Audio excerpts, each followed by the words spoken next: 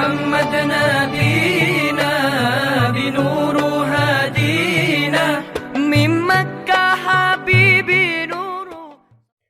Assalamualaikum warahmatullahi wabarakatuh.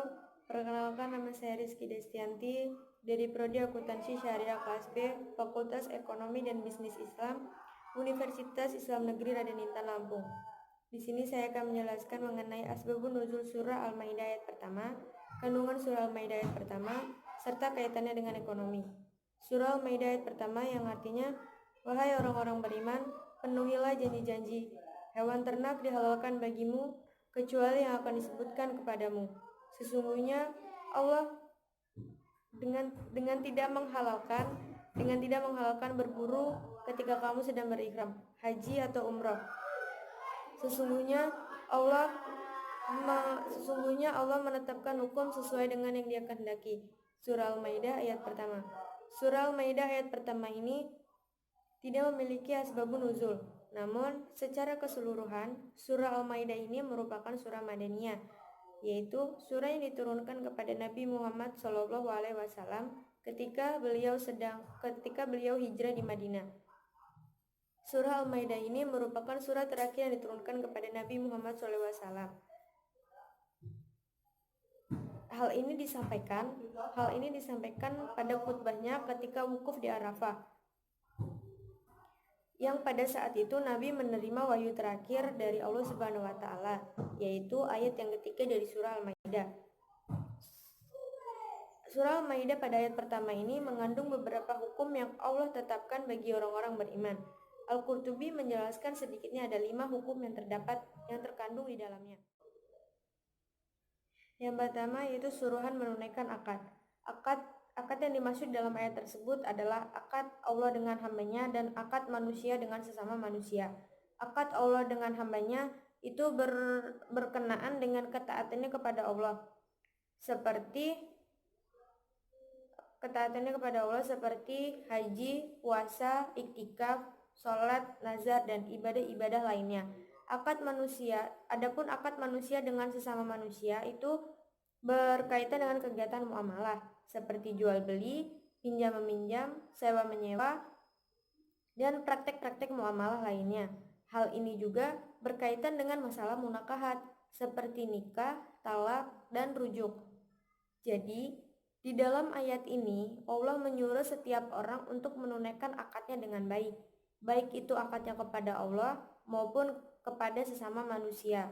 Namun, akad yang wajib ditunaikan itu adalah akad yang ada ketetapannya di dalam Al-Quran dan Al-Sunnah. Jika bertentangan dari keduanya, maka akad itu ditolak. Yang kedua, penghalalan binatang ternak.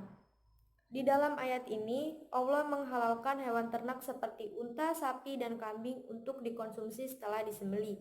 Yang ketiga, pengecualian hewan yang dihalalkan oleh Allah. Di dalam ayat ini juga Allah menunjukkan bahwa tidak semua hewan halal untuk dikonsumsi. Yang keempat, larangan berburu bagi orang yang sedang berihram.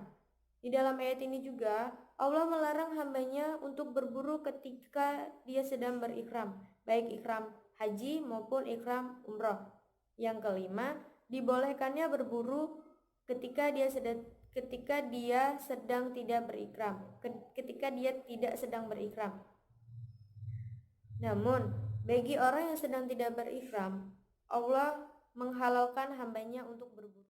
Jadi kesimpulannya dari ayat tersebut adalah ayat tersebut menyuruh setiap manusia untuk menunaikan akad-akadnya, baik itu akadnya kepada Allah, yang artinya apabila seseorang telah mengucapkan 2 kalimat syahadat, maka dia telah mengikat janji bahwa dia akan patuh dan tunduk terhadap segala perintah Allah dan Rasul.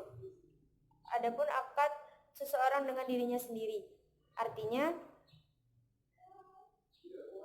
seseorang yang berakal sadar akan harga dirinya, lalu tunduk kepada ikatan akal budinya, sehingga berangsur-angsur menjadi manusia yang baik. Adapun akad antara manusia dengan sama manusia, artinya berusaha agar menjadi anggota masyarakat yang bermanfaat bagi orang lain. Kemudian tidak hanya masalah akad. Allah juga menjelaskan binatang yang halal untuk dikonsumsi dan tidak dibolehkannya berburu ketika sedang berikram. Jadi kaitannya dengan ekonomi adalah di dalam bidang ekonomi syariah, akad memegang peran paling utama terhadap seluruh aktivitas ekonomi, salah satunya jual beli. Akad memfasilitasi setiap orang yang menjalani kegiatan ekonomi, termasuk barang dan jasa.